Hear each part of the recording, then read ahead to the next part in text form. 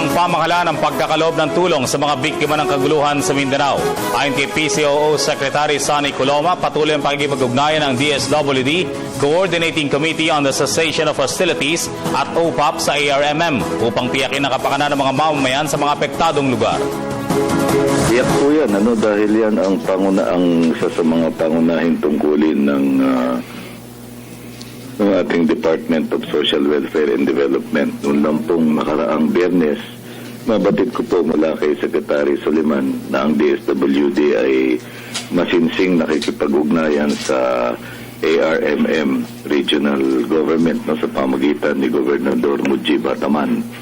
At ang DSWD ay nakapagbigay na ng hindi bababa sa 16 million pesos ng pagkain at iba pang mga kagamitan katulad ng mga malong at hygiene kits.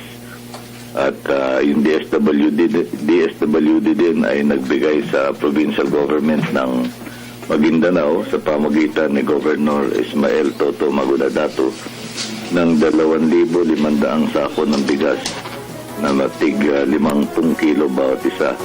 Nag-provide din sila sa CCH, ito yung Coordinating Committee on Cessation of Hostilities, CCCH at OPAP, ng 25,000 food packs. At sila rin ay nakikipag-ugnayan doon sa mga naghahatid ng mga relief goods. At ayon din mismo kay Secretary Soliman, I am in touch with the UN Resident Coordinator who is responsible for overseeing the UN humanitarian work in the area.